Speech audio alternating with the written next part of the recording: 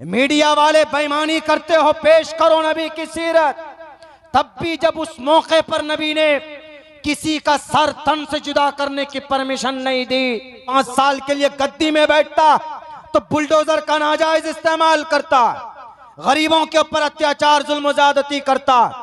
आदमी 5 साल के लिए पावर में आता है तो सरजमीन गजा पट्टी में 25,000 बच्चों के खून से अपने हाथ को रंग देता। लेकिन मेरे भाइयों, इतनी ताकत जिसके कब्जे में हो, मोहम्मदुर रसूलुल्लाह का एक इशारा काफी था कि जिब्राइल बड़ी तकलीफ दी है, जरा इनको मजा चखाओ। लेकिन अल्लाह के नबी अलैहि सलाम ने जिब्राइल से कहा कि जिब्राइल, अल्लाह ने मुझे जालिम बनाकर नहीं भेजा, जाओ वापस। अल्लाह ने मुझे रहमत बनाकर भेजा। 13 साल तक परेशानी बर्दाश्त की। नबी मक्का गए, मदीना गए, वहां 10,000 की एक फौज तैयार हुई। फौज मतलब अल्लाह के हुक्म के मुताबिक जिंदगी गुजारने वाले सहाबा कराम के मुकद्दस जमात। सहाबा में क्या था? इंसानियत का पैगाम लोगों के बीच लेकर जाना। क्या एक ईश्वर का पैगाम पहुंचाना पाप था? मोहम्मदुर रसूलुल्लाह जिन लोगों के पास गए, क्या ये कहा कि मुझे वोट दो, मुझे सीएम बनाओ, प्राइम मिनिस्टर बनाओ? आज तो लोग इस हद तक गुजर जाते हैं कि खुद से बम ब्लास्ट करवाते हैं, कभी कभी खुद से हमले कराते हैं और हिंदू मुसलमानों के बीच में नफरत की दीवार पाटते हैं, इसलिए ताकि वह गद्दी पर ज्यादा दिन तक बैठ सके। अल्लाह के नबी ने ऐसा नहीं किया। मोहम्मद रसूलुल्लाह ने यह कहा कि लोगों, जिस ईश्वर ने तुम्हें पैदा किया उस ईश्वर की भक्ति करो, बस और कुछ नहीं। अल्लाह के नबी ने कहा कि मैं तुमसे पैसा नहीं मांगता, मैं तुमसे दौलत नहीं मांग रहा, तुम बस सिर्फ उस एक अल्लाह की इबादत करो जिस अल्लाह ने तुम्हें मनी के पानी के नापाक कतरे से पैदा किया, खूबसूरत इंसान बनाया। उस रब के सामने अपनी पेशानी को झुकाओ, किसी और के सामने अपनी पेशानी को मत झुकाओ।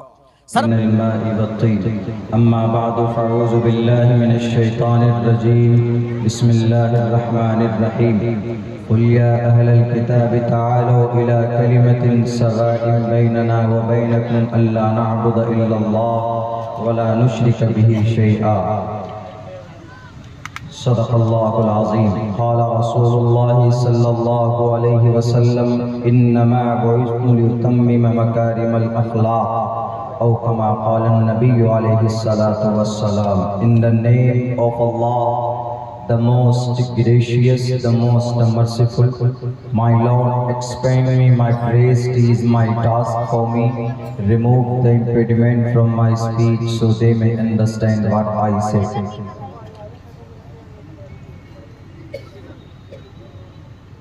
दातव्यमिति विद्यद्यानं दीयते नुक्कारिणे देशे काले च पात्रे च तद्दानं सात्मिकं स्मृतं। राजा तु धर्मस्य तु स्यात् प्रजानां चोपकारकः। राज्यं धर्मेण यो भारतस्य राज्यानाति स्मृतः। जा नरपति प्रजा दुःखदाता सो नर तुरत नरकमहो जाता। संगच्छादवं संवदत्वं समगो मनानसी जानताम्। ओम नमः भगवते वासुदेवाय विश्वेश्वरा आदि पुरुष अपरंपार अल्लेख पुरुषा नमः। सदर मोहतरम, स्टेज पर गिरामे कद्र मुअज़्ज़ज़ उलमाए किराम और इस कौमी यकजहती कॉन्फ्रेंस के उन्वान जमा होने वाले हमारे गयूर मुसलमानों, नौजवान साथियों और हमारे सनातनी भाइयों, पर्दे में बैठी हुई हमारे समाज के इज्जतदार माँ और बहनों, सबसे पहले शुक्रिया अदा करता हूँ अराकीन। मुसलमान अगर कुछ करता है तो कुरान का फरमान होता है। अभी जैसे एक हमला हुआ पहलगाम के अंदर कश्मीर में, उसमें बहुत से लोगों ने कहा अरे इस्लाम में तो जायज़ है, इस्लाम में तो अगर कोई किसी हिंदू को मारता है, कत्ल करता है तो उसको उसके बदले में 72 हूरें मिलती हैं जन्नत में। बताइए कितनी बड़ी गलतफहमी है। कुरान करीम की कौन सी आयत में यह बात लिखी हुई है कि किसी सनातनी को मारोगे नाम पूछकर पहचान करके मारोगे तो तुम्हें मरने के बाद हूरें मिलेंगी 72। उसकी गाड़ी पास नहीं हो सकती है, वो जन्नत के दरवाजे तक नहीं जा सकता है। अगर कोई इस तरह का अकीदा पेश करता है, मसला पेश करता है कि इस्लाम में ऐसा लिखा है, इस्लाम में सनातन क्या, इस्लाम में किसी इंसान को तकलीफ देने की परमिशन नहीं है, बल्कि अल्लाह के नबी अलैहिस्सलातु वस्सलाम ने जहां पर सर कलम किए जाते, जहां पर तीर और तलवार चलती, यानी बैटलफील्ड में, लड़ाई के मैदान में, वहां उस लड़ाई के मैदान के लिए भी अल्लाह के नबी ने क्या कहा है पता है? जनाब मोहम्मदुर रसूलुल्लाह सल्लल्लाहु अलैहि वसल्लम ने कहा, क्या लोगों, ऐ मुसलमानों, जंग की तमन्ना मत करो, लड़ाई की तमन्ना मत करो, इसलिए कि ठीक नहीं है, अच्छी बात नहीं। लेकिन जब लड़ाई का समय आ जाए, जब जंग सर पर हो, दुश्मनान सर पर हो, दुश्मनाने मुल्क सर पर हो, तो ऐसे वक्त में अपनी जान की दिफा के लिए मैदान में आओ और फिर मुकाबला करो, डर कर भागो नहीं, पीठ फेर कर मत भागो, इस तरह मुकाबला करो डट कर, या तो तुम शहीद हो जाओ, शहीद हो जाओगे तो तुम्हें जन्नत मिलेंगी और जन्नत में हूरें मिलेंगी, या अगर जिंदा बनकर आए, लौट कर आए तो गाजी बनकर आओगे। लेकिन सुनो, उस जंग के मैदान में किसी बच्चे पर हाथ मत उठाना, किसी औरत पर हाथ मत उठाना, किसी बूढ़े पर हाथ मत उठाना, और किसी खेती को, फसल को नुकसान मत पहुंचाना, और किसी पेड़ पौधों को मत काटना। ये हमारे नबी के प्यारे फरमुदात है, जो जंग के मैदान में दुनिया आज बम बरसाती है, दुनिया आज 60 हजार RDX बरसा रही है सरजमीन गजा पट्टी में। न बच्चे देखते हैं, न बूढ़े, न जवान, न मर्द, न औरत, किसी को नहीं देखा। 1 लाख इंसानों को कत्ल कर दिया गया पिछले 2 साल के अंदर सरजमीन गजा पट्टी में। हमारे नबी ने इसकी इजाजत नहीं दी। अगर पहलगाम में हमला हुआ और वहां कुछ आतंकी नालायक जालिम, उन्होंने कलमा पढ़ने को कहा कि कलमा पढ़ो, और कुछ लोगों ने कलमा पढ़ा ला इलाहा इल्लल्लाह, तो उनको बख्श दिया गया, और कुछ ने कलमा नहीं पढ़ा तो सोच लिया कि शायद ये मुसलमान नहीं, उसको गोली मार दो। अरे इस्लाम में इजाजत नहीं है किसी को कत्ल करने या मर्डर करने की। बताओ ना कौन सी हदीस में है? या सिर्फ टीवी के पैनल से चीख चीख कर ये बातें करना कि नहीं इस्लाम में तो बड़ी बातें कही गई है, अगर कोई किसी का मर्डर करता है, काफिर का मर्डर करता है, तो उसको मरने के बाद जन्नत में हूरें मिलेंगे। काफिर का। और काफिर हिंदू भाई अपने आप को समझ लेते हैं। मेरे हिंदू भाई, आप काफिर नहीं हैं, आप अपने आप को मुसलमान काफिर नहीं कहता। आप काफिर कब हैं? काफिर का मतलब इनकार करने वाला, यानी नास्तिक को काफिर कहा जाता है। अगर आप ईश्वर के ईश्वरीय ग्रंथ ईशवाणी का इनकार करते हैं तो आप काफिर हैं। आप काफिर को अरबी वर्ड है, छोड़ दीजिए, आप नास्तिक हैं। और अगर कोई मुसलमान भी अल्लाह के किसी हुक्म का इनकार करता है तो मुसलमान भी नास्तिक है, मुसलमान भी काफिर है। सिर्फ एक कलमा पढ़ लेने से, अल्लाह को एक मान लेने से कोई मुसलमान नहीं होता। अल्लाह को एक मानने के साथ साथ अल्लाह के अहकामात को मानना जरूरी। जैसे यही कुर्बानी है, हज है, फर्ज है, लेकिन अगर कोई मुसलमान करता है कि I believe in one Allah, I believe in his last profit, मैं नबी को भी मानता हूं, अल्लाह को भी मानता हूं, जन्नत को भी मानता हूं, जहन्नम को भी मानता हूं, आखिरी नबी को भी मानता हूं, तौहीद को, रिसालत को, फरिश्तों को, सबको मानता हूं, तकदीर को भी मानता हूं, लेकिन I don't accept, I don't believe in हज, हज को नहीं मानता, हज फर्ज नहीं है। कौन 4 लाख रुपए खर्च करके काबतुल्लाह की ज़ियारत के लिए जाएगा? हम इसको जरूरी नहीं मानते, लेकिन ये फर्ज है। अगर कोई मुसलमान पक्का नमाजी है, सजदे में उसका सर रहता है, हमेशा तस्बीह के दाने हाथ में तस्बीह लटकते हैं उसके, और बहुत बड़ा तकवा और मुत्तकी के नाम से लोगों के बीच में फेमस है, लेकिन अगर वो सिर्फ ये कहे हज फर्ज नहीं है, तो पूछिए, यहाँ पर उलमा बैठे हैं आपकी इस बस्ती में, उलमा की एक बड़ी तादाद अल्हम्दुलिल्लाह, उनसे पूछिए क्या वो मुसलमान है, वो काफिर है। इसलिए कि अल्लाह के एक हुक्म का, नस्से कतई का वो इनकार कर रहा। तो काफिर तो मुसलमान भी हो सकता, काफिर क्रिश्चियन भी हो सकता, काफिर जैन भी हो सकता, काफिर सनातनी भी हो सकता, जब ईशवानी के खिलाफ अगर उसका कोई उनकी जिंदगी में कोई अमल हो रहा, मखालफत कर रहा, इनकार कर रहा। परमात्मा कहता हिंसा सत्यम करो दस्तयागा, जुल्म का रास्ता मत अपनाओ, झूठ मत बोलो, गुस्से को मत अपनाओ। लेकिन अगर कोई हमारे सनातनी भाई झूठ बोलता है, जुल्म तशद्दुद का रास्ता अपनाता है, ये श्रीमद् भगवत गीता का खिलाफ होगा। ये गीता के उस श्लोक हैं जो मैंने पढ़े अभी आपके सामने, अहिंसा सत्यम करो दस्तयागा शांतिरपैशुनम दया भुलेश्वलोलूप तवम हीर चापलाम। श्रीमद् भगवत गीता का ये मंत्र है। ईश्वर के ईशवानी के खिलाफ अगर कोई हिंदू करता है, वो मानता है उस बात को, तो मेरे हिंदू भाई आप नास्तिक है। इसी नास्तिक को अरबी में कह दिया जाता है काफिर, इनकार करने वाला। ये मीडिया वाले आए चीख कर, अरे काफिर को मारो जन्नत में चले जाओगे। उन्हें नहीं पता कि काफिर किसको बोलते हैं। काफिर तो ये मीडिया वाले खुद ही होते हैं। ये असली ईश्वर को छोड़ देते हैं, नकली ईश्वर की चापलूसी करते, अभी लोगों के बीच में भरम फैलाते।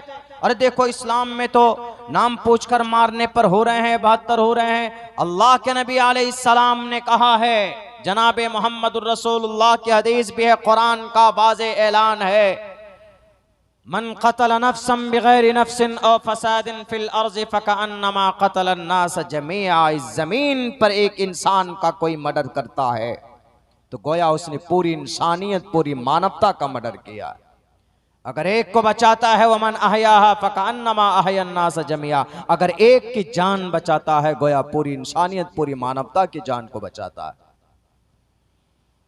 और ये चीज हमें मिलती जनाबे मोहम्मदुर रसूलुल्लाह की पूरी जीवनी में ये चीज देखने को मिलती। अल्लाह के नबी पर कम जुल्म किया गया, अल्लाह के नबी के सहाबा पर जुल्म कम हुआ है। इतने जुल्म किए गए। अगर हम और आप होते और पावर दिया जाता आपको कि आप क्या करोगे, आप पर तो बड़ा जुल्म हुआ था, फौरन लेकर जाएंगे, आज के जमाने में गोली उसकी खोपड़ी में उतार देंगे, बहुत जुल्म किया है। लेकिन 13 साल तक दुनिया वालों, 13 साल तक जनाबे मोहम्मद रसूलुल्लाह सल्लल्लाहु अलैहि वसल्लम पर जुल्म तशद्दुद के बरसात किए गए, समझिए पहाड़ तोड़े गए। जब आप मक्का से मदीना चले गए, आपकी पैदाइशी वतन, आबाई वतन आपका मक्का है। आप मक्का के 9 फीट और 9 फीट लंबा 8 फीट चौड़े एक मकान में पैदा हुए, छोटे से मकान में, छोटे से कमरे में। आप जहां पैदा हुए, आप जिस घर में पैदा हुए, वह बराहमाना है ऊंचे खानदान में। विष्णु यश के जरिए से, अब्दुल्ला के जरिए से सुमत्तियानि था वैष्णवम, संस्कृत में इनको उल्लेख किया है कि आमना के कोख से विष्णु यश के अब्दुल्ला के जरिए से वो शंबल गराम के अंदर पैदा हुए जनाब मोहम्मद रसूलुल्लाह सल्लल्लाहु अलैहि वसल्लम। जब आपको नबूवत मिली, 13 साल तक लोगों ने इतना परेशान किया, इतना परेशान किया, इतनी तकलीफें पेश की, बर्दाश्त करनी पड़ी आप अलैहिस्सलाम को। आप अलैहिस्सलाम जब मजबूर होकर, जब अल्लाह की तरफ से ऑर्डर हुआ कि मोहम्मद अब आप यहाँ पर नहीं रह सकते, अब आप चले जाइए मदीनतुल मुनव्वरा। जब आप मदीना गए तो वहां जाने के बाद अल्लाह तबारक व तआला ने रास्ते हमवार किए। अल्लाह के नबी का जुर्म क्या था? इंसानियत का पैगाम लोगों के बीच लेकर जाना। क्या एक ईश्वर का पैगाम पहुंचाना पाप था? मोहम्मदुर रसूलुल्लाह जिन लोगों के पास गए, क्या ये कहा कि मुझे वोट दो, मुझे सीएम बनाओ, प्राइम मिनिस्टर बनाओ?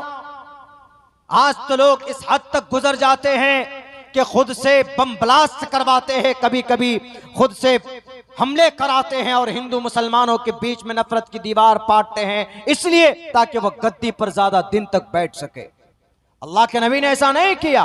मोहम्मद रसूलुल्लाह ने यह कहा कि लोगों, जिस ईश्वर ने तुम्हें पैदा किया उस ईश्वर की भक्ति करो, बस और कुछ नहीं। अल्लाह के नबी ने कहा कि मैं तुमसे पैसा नहीं मांगता, मैं तुमसे दौलत नहीं मांग रहा, तुम बस सिर्फ उस एक अल्लाह की इबादत करो जिस अल्लाह ने तुम्हें मनी के पानी के नापाक कतरे से पैदा किया, खूबसूरत इंसान बनाया। उस रब के सामने अपनी पेशानी को झुकाओ, किसी और के सामने अपनी पेशानी को मत झुकाओ। सर्वशक्तिमान एक ही है, देव महान एक है, अद्धा देव महान एक है, वो अल्लाह की जात है, वो ईश्वर की जात है। लेकिन लोगों ने क्या किया? पत्थर बरसाया, आपके सर पर पत्थर बरसाए, सर फटा, खून बहा, बेहोश होकर एक दरख्त के नीचे बैठ जाते, तब भी आप अलैहिस्सलाम ने मारना तो दूर की बात, दुनिया तो नबी की सीरत को पेश नहीं करती, अल्लाह के नबी ने अपने जानी दुश्मनों को भी माफ कर दिया था।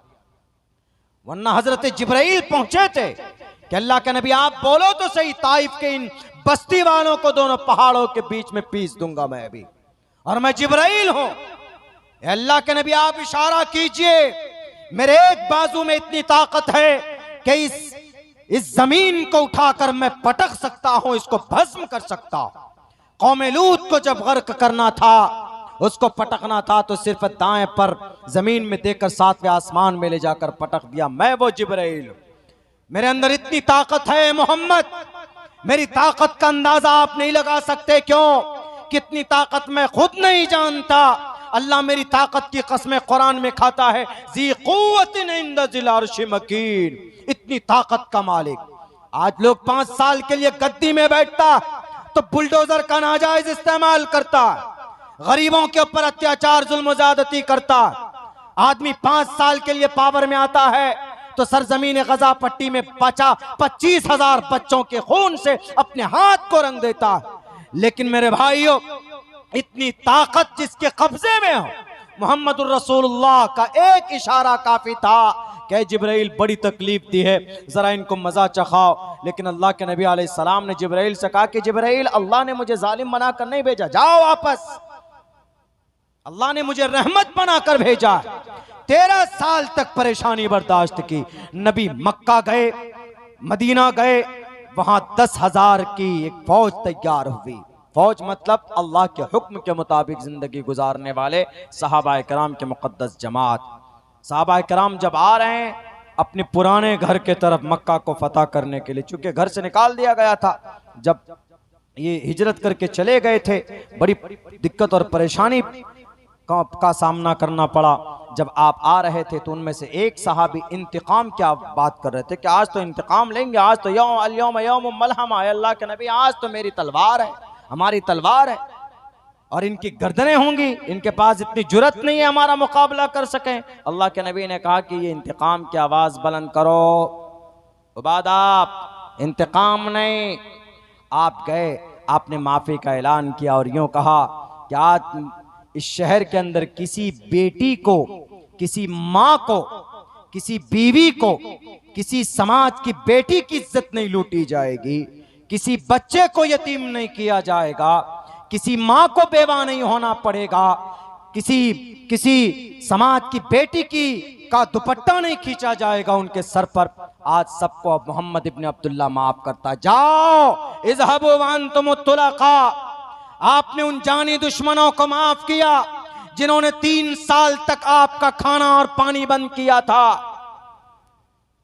मीडिया वाले बेईमानी करते हो, पेश करो नबी की सीरत, तब भी जब उस मौके पर नबी ने किसी का सर तन से जुदा करने की परमिशन नहीं दी, जबकि जायज था, आप इंतकाम ले सकते थे, आप मुकाबला कर सकते थे और आप इजाजत थी शरई एतबार से, वइन आक़बतुम फ़ाक़िबू बिमिस्लि मा उक़िबतुम बिही।